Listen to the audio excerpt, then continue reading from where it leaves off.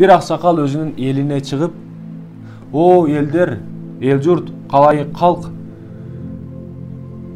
Мусулман эместер дин душмандары келип жатат.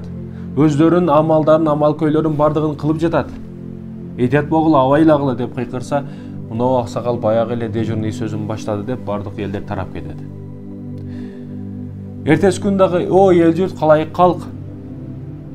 Биздин арабызга өзүнүн адамдарын киргизип жатат. Туура эмес дин душмандары туура эмес иштерди кылып жатат" деп өзүнүн сөзүн баштаса, дагы эле баягы сөзүн баштады деп элдер тарап кетишет. Үчүнчү күнү аксакал чыгып, "О эл журт, сиздерге бир окуя айтып берейин. Bir адамдын bir эшеги бар эле. Эшегини мине берип, бели жара болуп кеткен, жаракатка учураган. Бирок ошо эшекти bir адам арендага алганы келип сурайт. О аксакал, эшектин ээси бул. Бул эшегиңизди арендага берип турсаңыз, жумушумду кылып алайын, башкамды кылып алайын" деп сурап келди. "Макул улум, ала бергин" деди ал аксакал. Бирок көлөкөсүн таштап кеткин деди. Эшекти ала бергин, бирок көлөкөсүн таштап кет. "Мен сен эшектин көлөкөсүн арендага берген жокмун" деди. "Кантип эле? Эшекти арендага алгандан кийин көлөкөсү дагы меники болот. Кандайча сиз эмне деп атасыз" дейт аксакалга. "Мен эшекти берип атам арендага, көлөкөсүн таштап кет" дейт аксакал дагы. Ошентип экөө талашып тартышып казыга келет. Казыга келип, "Бул эшекти мен арендага алдым, көлөкөсү дагы меники болот" деди. Аксакал "Жок. Бул эшекти мен арендага бергенмин, көлөкөсү менде калыш керек" деди. Ошол учурда аксакал сөзүн бүтүрдү да, "Мен үйүмдө жакшы жумушум бар, ишим чыгып калды, эртең окуянын жарымын айтып берем" деп үйгө кетип калды. Анан адамдар: Кайда кетип атасың? Токтогун, эмне болуп кетти? Көлөкөс кимде калды? Эшекти же кайра берди" деп жообун айтып коюп кеткин" деп элдер сурап калышты. Ошондо аксакал карап туруп, "Мен 2 күндөн бери элибизге, журтубузга миңдеген душмандар келип жатат. Туура эмес багытты иштерин жүргүзүп жатат. Жакшы адамдарыбызга жаман нерселерди кылып жатат. Жаман адамдарды бийиктетип көтөрүп жатат десем, силер маани берген жоксуңар мага. Эми арзыбаган эшектин көлөкөсү силерге кызыктуу болуп калдыбы" дейт. "Чындыкты угушту каалабадыңар. Эми эшектин көлөкөсү силерге кызыктуу, интересно болуп калдыбы" дейт.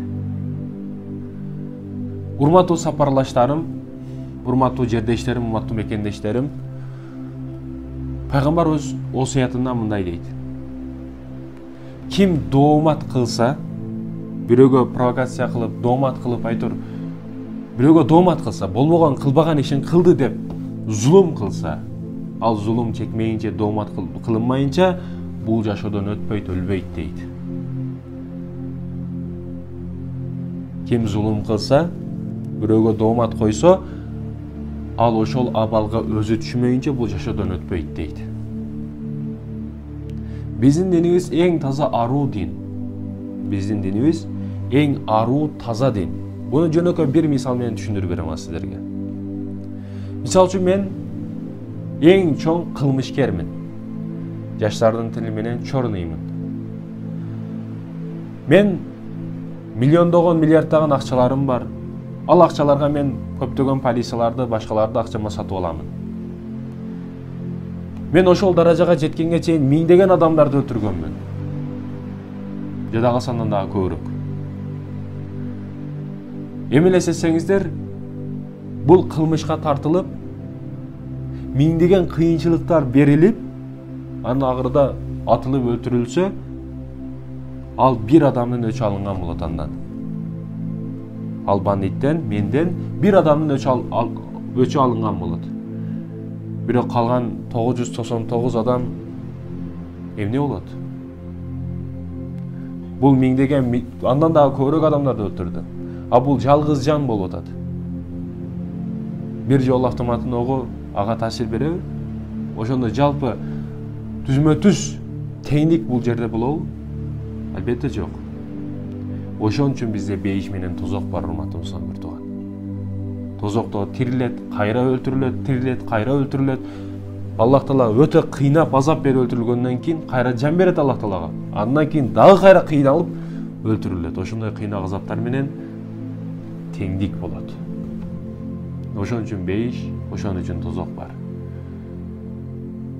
Бүгүн дагы урматтуу Мусамбер тууганым, акчага сен өтө көп нерсени сатып алышың мүмкүн. Аны муну сатып алышың мүмкүн.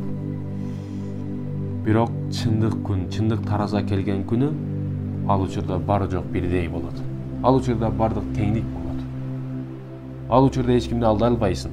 Эч кимди акчага сатып ала албайсың. Ал жердегилер акча албайт. Ал жердегилер алданбайт. Ал жердегилерге сенин мансабыңдын кызыгы жок бир грамм.